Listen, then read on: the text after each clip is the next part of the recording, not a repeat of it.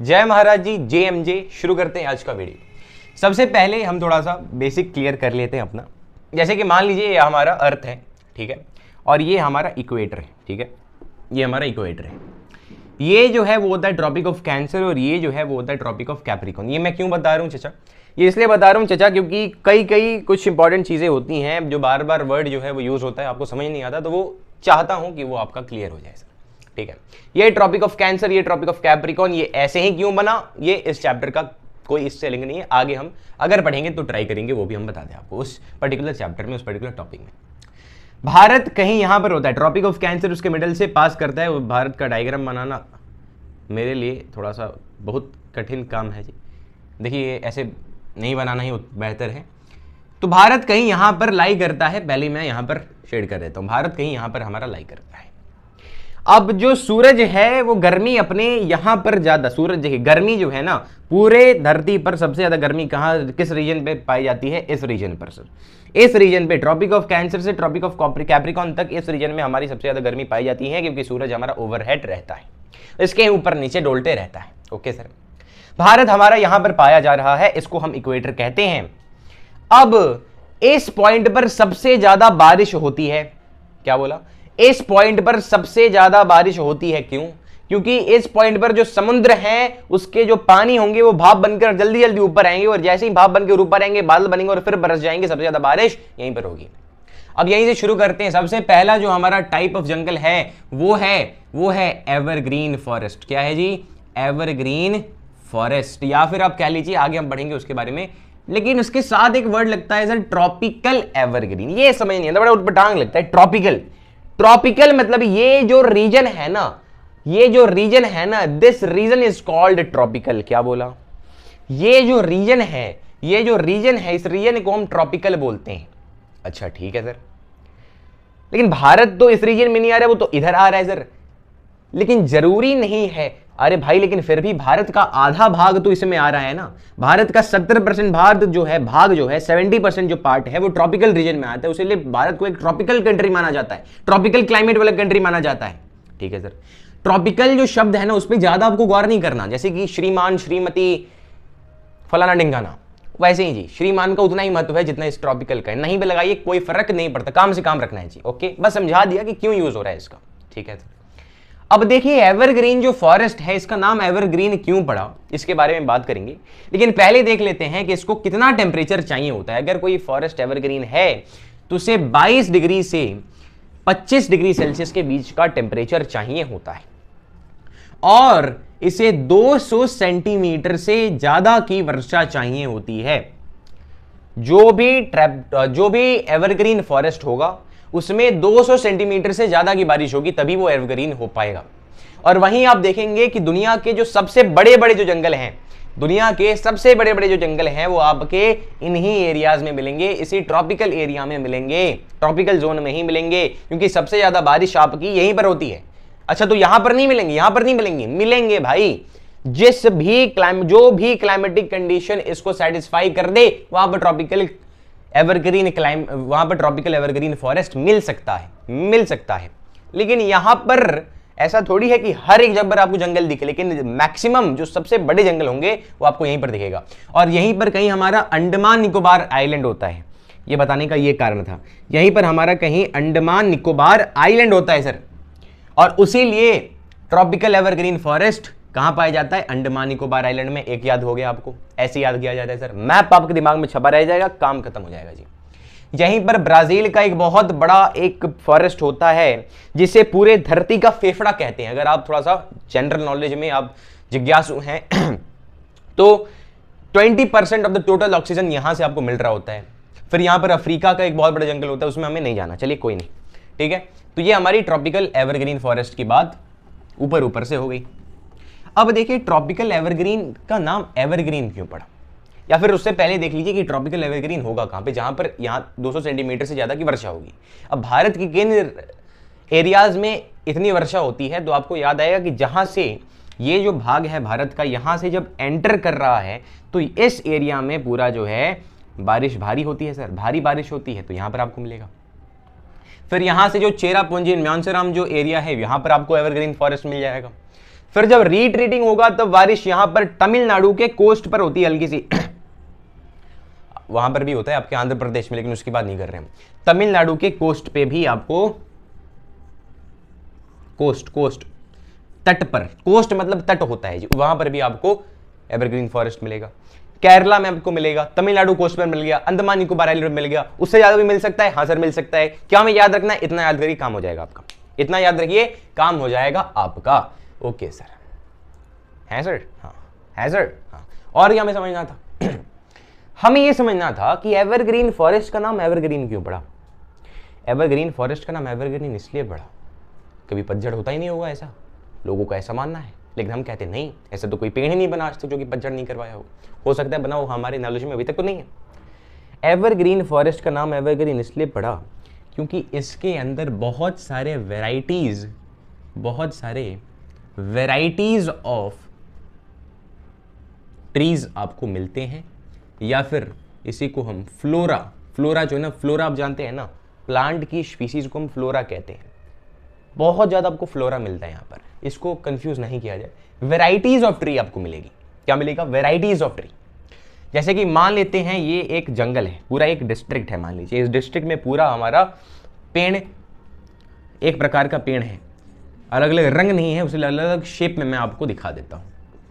मान लीजिए जो गोल है वो एक प्रकार का हमारे पास पेड़ है, वैसे ही एक अलग प्रकार का पेड़ है हमारे पास कुछ इस प्रकार से, अलग अलग दर्शाने का तरीका, अलग अलग दर्शाने का तरीका। स्टार में बना दे रहा हूं, ये स्टार तो वैसे नहीं है। एक हमारे पास ऐसा पेड़ है, समझ रहे हैं? हाँ, ये क्या हो गया? ये है वैरायटी। क्या है जी? वैरायटी। एक हमारे पास मान लीजिए ऐसा पेड़ है। ऐसा कैसा पेड़ होता है चचा? अरे चचा भावनाओं को समझिए, ठीक है, भावनाओं को। हाँ ऐसा होगा। अब आपको दिख रहा होगा कि ये देखने से बड़ा डेंस लग रहा है, बड़ा घना लग रहा है। इसमें क्यों घना लग रहा है? क्योंकि यार रात का टाइम जो है ना, इसमें बड़ा जस्ट थोड़ा सा मैं पानी पीना चाहूंगा। ओके बड़ा घना आपको दिख रहा होगा, जैसे कि लिए थोड़ा 1-2 बज रहा है अभी, टाइम उतना ध्यान नहीं, बड़ा घना दिख रहा है आपको, ठीक है। क्यों दिख रहा है? क्योंकि वैराइटीज हैं यहाँ पर और ज्यादा तो है ही। अब मान लीजिए गोल वाला जो है ना पेड़, उसके लिए मान लीजिए पतझड़ का मौसम आ गया, वो अपने पूरे जो लीव्स हैं उसे शेड कर रहा है, पतझड़ का मौसम आ गया है, तो ठीक है चाचा कर लीजिए। तो वो उस प्रकार के सारे जो पेड़ होंगे वो अपना जो है पतझड़ करा देंगे। मतलब एक व्यक्ति का देहांत हो गया, पूरा जो खानदान है, पूरा गांव एक ही खानदान से बना हुआ है, सारे गांव ने ही मुंडन करवा लिया जी, पतझड़ का मौसम शुरू। यस शुरू हो गया तो लग रहा है। लेकिन अभी तो एक ही खानदान खत्म हुआ, लेकिन गांव में तो और भी खानदान है, तो उन्हें उससे क्या मतलब? उन्होंने देखा कि लियो भाई अभी भी तो ये वैसा ही का वैसा घना है। और फिर मान लेते हैं 1 महीने बाद सितारा वाले बोले कि भाई साहब अब मेरा बारी आ गया, अब मेरे घर किसी का देहांत हो गया, वो मुंडन कराएंगे, तो चलिए भाई आप मुंडन करा लीजिए। और तब तक 1-2 महीने बाद फिर से वो जो गोल वाला बनाया था वो वैरायटी वापस से आ जाएगा। मतलब क्या हुआ? एवरग्रीन रह गया जी।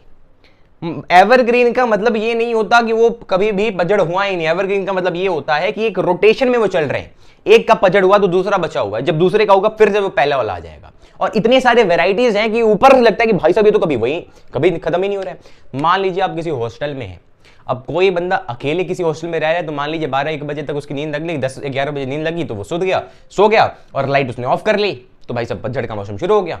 और लाइट ऑफ कर ली तो बाहर से सबको लगा कि हाँ भाई पतझड़ का मौसम इसके अंदर चल रहा है, भाई लाइट ऑफ होगी। लेकिन मान लीजिए एक ही रूम में 10 बंदे पढ़ रहे हैं कि क्या कर रहे हैं भाई साहब, 10 बंदे उसमें रह रहे हैं। अब 10 बंदे रह रहे हैं तो क्या कर रहे हैं, एक का नींद जो है वो 11 बजे लग रही है क्योंकि वो 5 बजे उठ जा रहा है, तो उसने बोला कि भाई साहब लाइट बंद करवाइए, अब सोने दीजिए, बट मुंह पे गपचे मान के सो जा। तो ठीक है भाई सो गया वो चुपचाप। और फिर 12-1 बजे फिर एक का नींद लग रहा है, भाई साहब अब तो सोने का टाइम आ गया, सुबह तो कॉलेज है, सुबह तो पढ़ाई करनी है, सुबह तो स्कूल है। तो उसने बोला अरे अभी तो मैं अभी शुरू हुआ है, कब तक तो मजाक चल रहा था, चलिए भाई 1 बजे किसी की पढ़ाई शुरू हो रही है।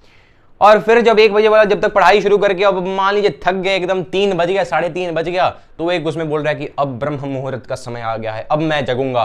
भाई साहब सबका हार्ट अटैक आ गया। अब कोई लाइट नहीं बंद कर सकता, वो बॉडी बिल्डर आदमी है, 3 बजे 3:30 बजे आके एक्सरसाइज करता है, फिर पढ़ाई करना शुरू करता है। तो भाई साहब बाहर का जो आदमी देगा वो लगे तो पतझड़ कभी आए नहीं, राइट तो कभी बनी नहीं हो रहा है। अंदर वाले व्यक्ति को क्या लगेगा कि ये तो कोई कभी सोता ही नहीं होगा। लेकिन ऐसा क्या हो रहा है, रोटेशन में चीजें चल रही हैं। ऐसे ही एवरग्रीन फॉरेस्ट भी चलता है। लिटरली सॉरी है, बहुत गले में दर्द हो रहा है। ठीक है। तो ये हमारी एवरग्रीन की बात होगी।